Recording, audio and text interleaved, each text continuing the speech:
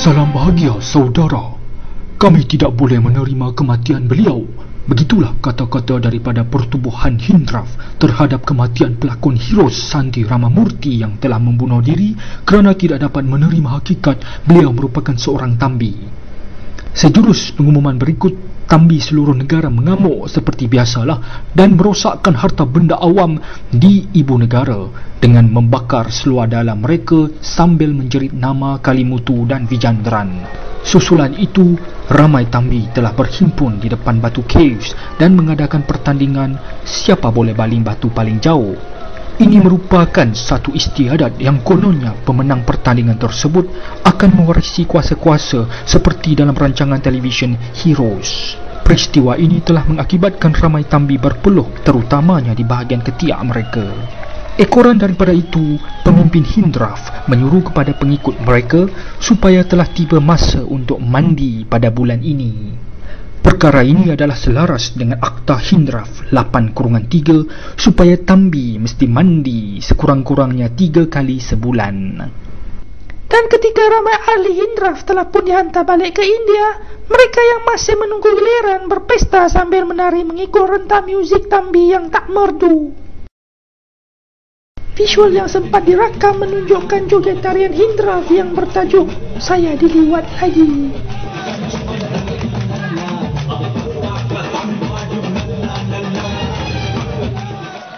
Ekoran pencemaran bumi ini telah tercetusnya perasaan tidak puas hati di kalangan penduduk setempat kerana terpaksa melihat, mendengar dan mencium bau hangit mereka yang tidak mandi berbulan-bulan serta mendengar nyanyian kompilasi terburuk Hindraf. Mana dia? Ini aku sumbat kayu dalam buntutnya.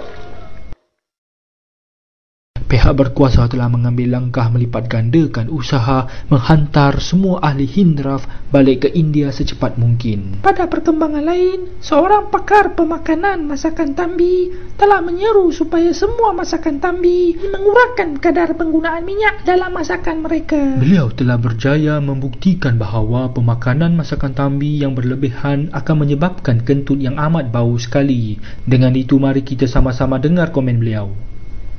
Ya, memang betul lah. Sayalah yang kentut dalam lift tadi.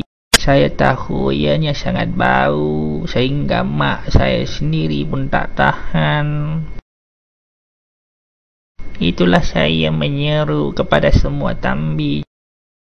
Makan nasi biryani berlebihan akan jadi kamu lembab dan ngantuk macam saya. Bila saya kencing, saya rasa sakit. Dan nikmatnya memang sedap bagaikan mencium bau ketiak. Ketika kumpulan Hindraf semakin pupus, muncul pula seekor lagi tambi yang mengaku beliau jelmaan Osama bin Laden. Sayalah jelmaan Osama bin Laden, tapi saya lebih bau lah. Walau bagaimanapun jangan risau kerana janggut saya ini sudah 20 tahun tak cuci, kerana saya suka cium baunya. Ini baru janggut saya, belum lagi kamera tunjuk bulu ketiak saya. Saya sengaja tak cukur kerana tiap-tiap malam sebelum tidur saya akan ikat bulu ketiak dengan janggut saya supaya selamat dan tak dicuri Yahudi. Of course it is very painful, but what is pain without tambi? Itulah yang mak saya selalu ingatkan saya kerana bulu yang panjang akan menyamai anjing kurap.